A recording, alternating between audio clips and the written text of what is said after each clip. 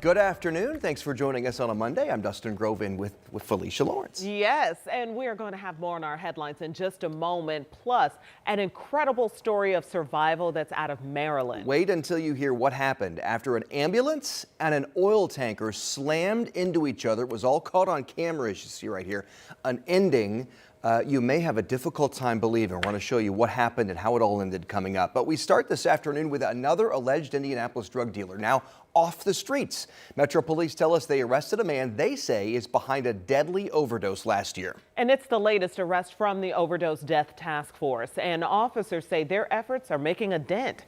Ashton Hackman joins us with more on this case. And where do investigators begin here? Yeah, well, like most overdose deaths cases, this one started with a search through the victim's phone. When they went through it, they found plenty of evidence linking 31-year-old Aaron Love after he was found unresponsive in his home. This was back on December 21st.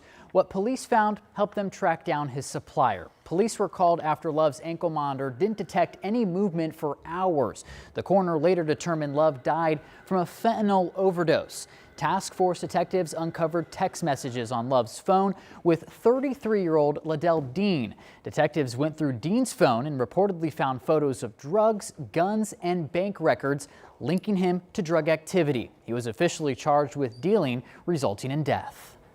We're going to use every bit of evidence we can find, whether that's through technology, whether it's through phones, whether it's through eyewitness statements. I mean, we're going to explore every avenue, and that has been extremely helpful to this point. This is now the 15th arrest by the task force since last January. Dean is already in the Hendricks County Jail on unrelated charges. Ahead at 5, hear why this task force thinks these arrests are actually helping them deter drug crimes. I'll share some of the overdose numbers from across the state as well to kind of put this problem into perspective. But obviously we have a lot of Hoosiers that unfortunately are dealing with addiction, and they're hoping this kind of helps that. And it's good to hear the task force say they're making a dent. This is a relatively new force, right? Just within the last few years, yeah. Yeah, well, impacts a lot of families. Thank you, Ashton.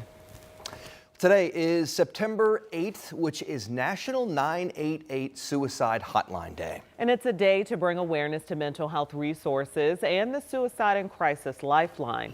But over the summer, the Trump administration cut option 3 on that lifeline, which helped LGBTQ youth. Our Ella Roach joins us now, and she looked into how the cuts impact this group of young people here in Indiana. Yeah, thank you, Dustin and Felicia. And before we dive into those details, I want to give our viewers a warning. We will be discussing suicide in children. So in mid-July, 988 ended services in particular for LGBTQ youth, which was option 3 on that line. Now, the National Suicide Lifeline still provides services for everyone, but has specific options for veterans and in Spanish. The Substance Abuse Mental Health Services Agency says since the line started in 2022, it has helped around 16.5 million people. Now, CNN estimates 1.5 million of those callers used option 3. Rainbow Youth Project, a nonprofit which provides mental health services resources to LGBTQIA youth across the country, is based here in Indiana. They say before option 3 ended, nearly 2,100 calls came a day into option 3. Rainbow Youth Project Executive Director Lance Preston says his group is now seeing an influx in calls, doubling its normal numbers, receiving close to 600 calls a month. In a way, it falls on smaller organizations like the Rainbow Youth Project or the Trevor Project to pick up that slack. And we just don't necessarily have the resources for that. Preston added a lot of young kids have a hard time figuring out who they can really trust right now when it comes to finding those mental health resources. So what did they tell kids and parents when they ask about resources? Yeah. Obviously, it's a tough discussion, but small nonprofits like the Rainbow Youth Group, they are, saying they're going to provide as many resources as they still can and be on their lines and on their phones, and they're going to make it happen and make it possible. And in a little bit, you'll hear from another local nonprofit. Yeah, it's somewhat shocking because it's not like it was not used. I mean, clearly it was. The numbers show that it was used, Yeah. and even if it helps one person, seems like it could be valuable. All right, we'll hear more from you at 5:30. Thanks, Ella. Thank you. Tonight, the city leaders here in Indianapolis are expected to talk about and vote on a rezoning of a proposed data center campus. This is on the southeast side. It's been a hot topic last couple of weeks. This is a controversial proposal that we've been following in Franklin Township. Google is behind this 468-acre facility. Most of the city county council and a lot of people who live around there say they're against this plan. Their concerns stem from noise, water pollution, lack of job growth, and economic impact, along with tax breaks. After tonight's council meeting, Google reps will be meeting with those who are against this to see if they can try and reach some sort of an agreement. Our Alex Almanza has been covering this. He's going to be at tonight's meeting. He's going to have a live update for us coming up on 13 News at 6. Okay, we'll keep our eyes on that and this. It is official. The Indiana Fever are headed to the WNBA playoffs for the second consecutive year. They clinched a spot after this weekend's dominating win over the Washington Mystics, and today our Samantha Johnson caught up with fans outside Gainbridge Fieldhouse.